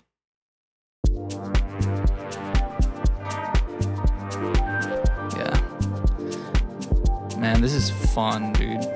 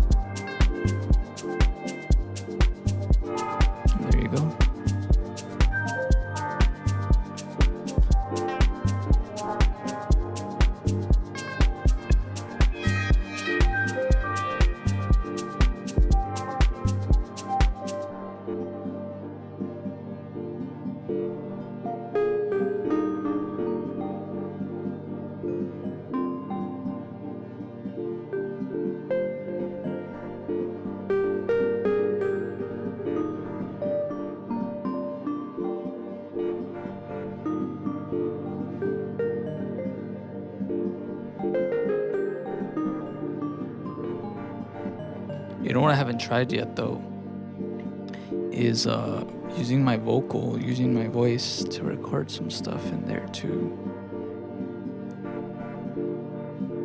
But I think I'll do that after I arrange it. I want to perform it.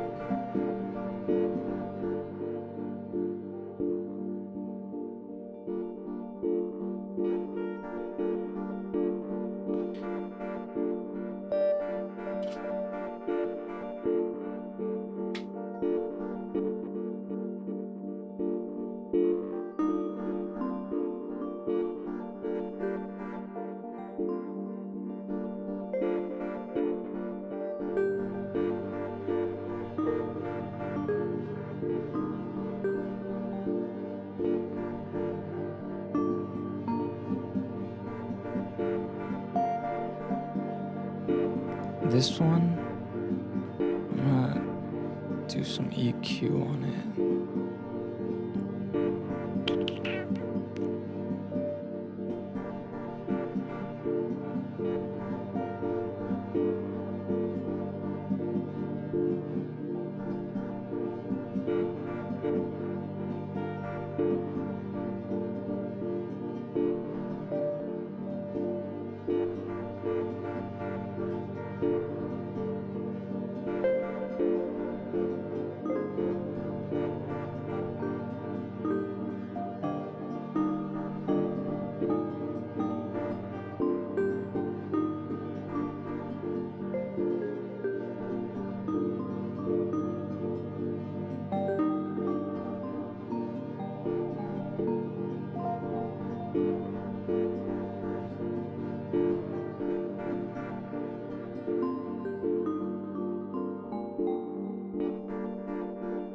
All right, let's record it.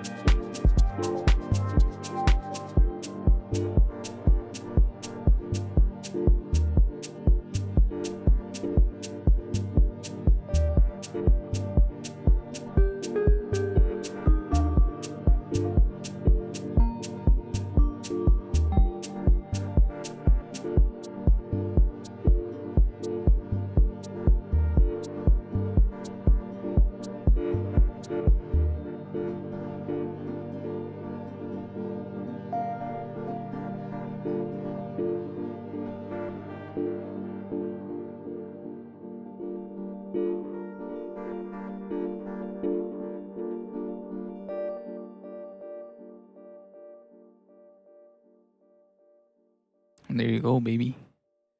I mean, that was a that was rough. There was some stuff. Oh my god! Don't tell me it didn't record it, bro. You don't do this to me. Oh, okay. Look at that. And just like that, you have a track, a range. That's how fast, that's how easy it is to do it in Ableton, bro. That's awesome. Instead of having to lay everything out and take things out, like it's more organically done because you're performing it and it just feels better. I mean, there was a lot of ups and downs in there just because I'm still, I mean, obviously it's my second day barely, but look at that. We have a track that I can use, bro. That's crazy. Let's listen to it. I'll do a playback. And then I'll do one last playback and then I'm going to get off because yesterday I spent way too much time on here. I was here for 7 hours. This one is 2 hours and 20 minutes, which is not bad for my second day in Ableton, making like a full track. I wonder how long this is. It doesn't tell me really. It doesn't give me like the time in seconds or in minutes.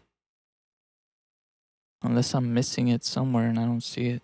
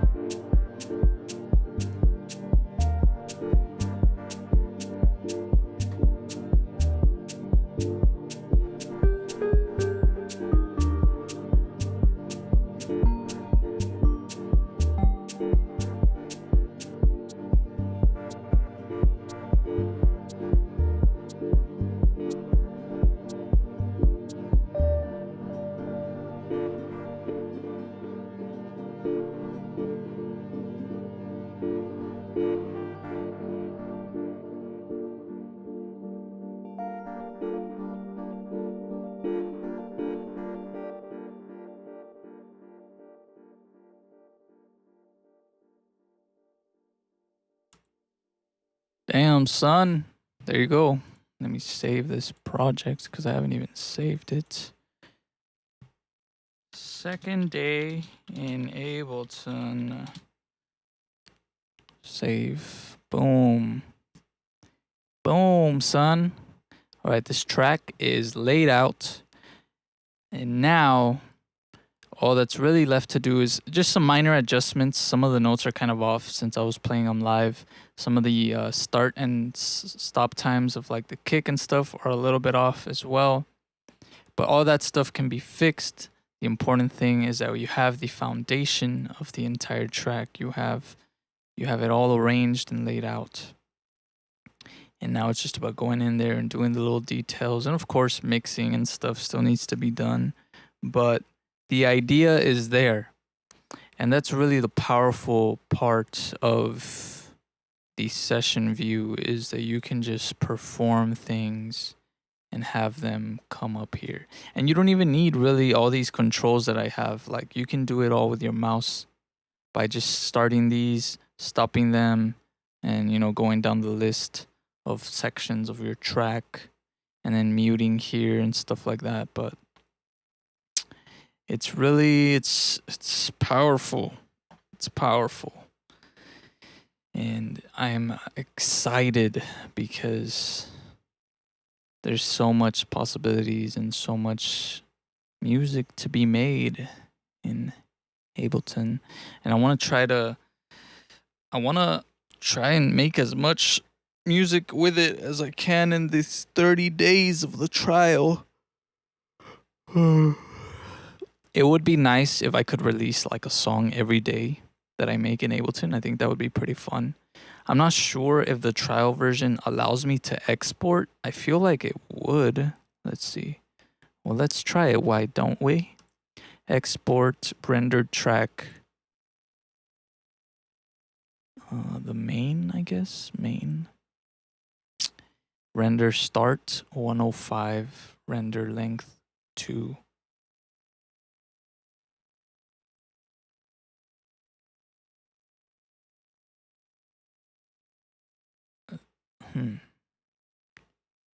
Why is it starting there? Render start. Type the start time of the sample to be rendered into these fields in bars, beats, 16th. You can also highlight a timestamp in the arrangement view to set render start time length. All right. Is it this? Like that, and then file, export.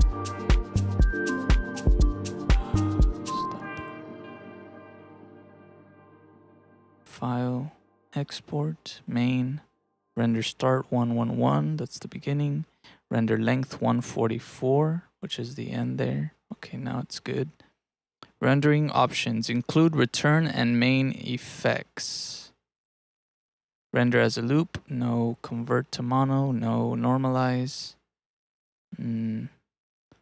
If this option is activated, the sample resulting from the render process will be normalized. This means that the file will be amplified so that the highest peak attains the maximum available headroom. I'll just leave that off.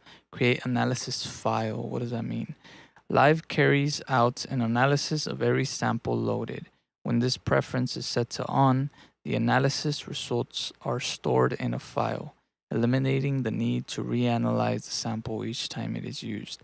The analysis file has the sample's name with an ASD extension and is placed in the same directory as the sample. Sure, I'll just leave that on, I guess. Encode, file type wave, bit depth, let's do 24. Dither options. What's dither? This chooser selects which dither mode will be used when rendering to a bit depth lower than 32-bit. Dithering preserves a larger dynamic range, but will add a small amount of background noise. I guess I'll just leave that on. Triangular, whatever it's defaulted to. No video. Let's export. Do I get to choose where it's gonna export? Yes. Ableton projects. Let's make a new folder. call this music or tracks, exported tracks. We can select this folder and I'll just call this second day in Ableton. Save. All right, it's rendering it. Well, I guess the trial version allows you to actually render your tracks, which is, I mean, I guess it gives you full access to everything for 30 days, including exporting your tracks and stuff, which is super cool. I thought maybe it'd be limiting in the things that you could do as far as like exporting audio or even saving the project. I was like, man, I hope I'm able to save at least. But no, it gives you full access to everything. And then I guess after 30 days, it just shuts you down. But my plan is that I want to buy Ableton because, yeah, it's nice. And I will be using it a lot. I need to use FL Studio though, just the same, because I don't want to forget the thing about like switching between DAWs is that like they don't use the same shortcuts and stuff like that. So I know I'm gonna get used to it, and then when I go back to FL Studio, it's gonna be like, fuck, I'm gonna be doing commands from Ableton in FL and like mouse movements that I do in here over there. So that's the only thing that's gonna suck. But yeah. If anything, something that I'm even thinking about too would be exporting some of my tracks in FL Studio, like exporting the stems and then importing those stems into Ableton to perform them, and then creating the track that way, the arrangement that way. And I feel like that would be kind of ideal. Really. I don't know. I gotta figure that out. But that's kind of a cool idea, because since I have so much music already in FL Studio, it would be nice to just export those stems, put them into Ableton, perform those tracks, and then record them like that, and then just put them out in Spotify and stuff. Yeah, baby. I just want to see what this sounds like. I'm waiting. This takes forever to export. I should maybe look up render settings for Ableton in case I had to change something.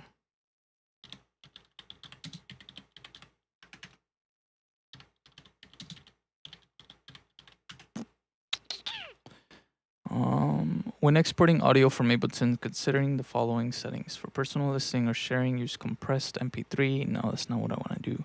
For mixing, use a lossless format like Wave. Oh, there it is. There it is. Okay. Let's have a listen to the track. Let me find it.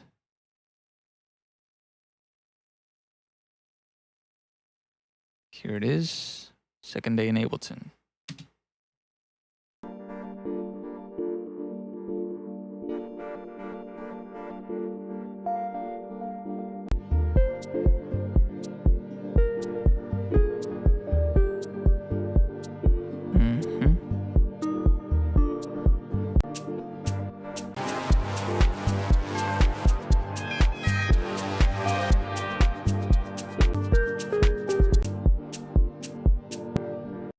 Oh, wow. It's almost 5 minutes long.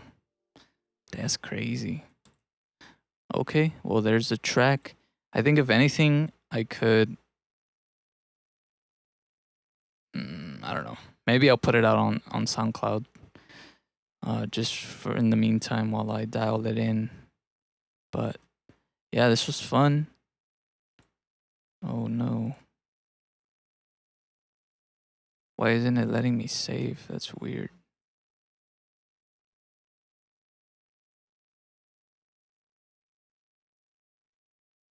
Is it because it's already saved and I didn't change anything? Yeah. Okay. Let's close this.